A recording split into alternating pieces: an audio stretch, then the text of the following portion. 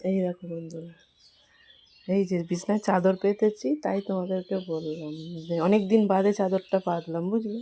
চাদর সাধারণত আমি পাতি না, আগে পাততাম। আমার মেয়ে, এত বড় মেয়ে, তবু সেই চাদর পাতবো কি, ওপার দিয়ে টেনে এপারে নামাবে, এপার দিয়ে টেনে ওপারে নামাবে। ওই জন্য আমি এখন চাদর পাতা ছেড়ে দিয়েছি, শুধু ওই জাজিমটা পাতা থাকে, জাজিমের ওপরই শুই টুই, বুঝলে। আজকের ভাবলাম চাদরটা একটু পাতি, কি ভালো লাগছে পেতে, দেখো এই চাদরটা। আর এই যে আমার ঘরদোর এরামি, আর কি করবো বলো।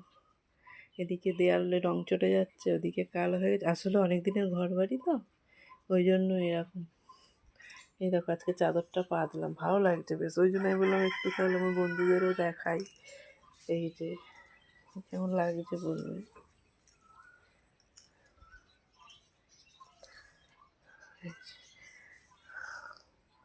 এটা কিন্তু আমার বর রং করেছে বাড়িতে, লোহার খাটটা আমাদের।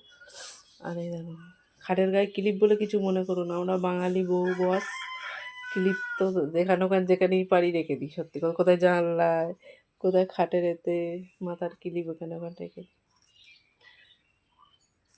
ওই জন্য তোমাদের একটু শেয়ার করলাম, চাদরটা পাতলাম কীরকম লাগলো। আর আমার ঘরদোরের অবস্থা ভালো না, এদিক দেয়াল চটে যাচ্ছে, ওদিক চটে যাচ্ছে, এগুলো সব রং খসে খসে পড়ছে। ওই জন্য ইয়ে দিয়ে রেখেছি যাতে বাড়িগুলো না খসে পড়ে, বুঝলে।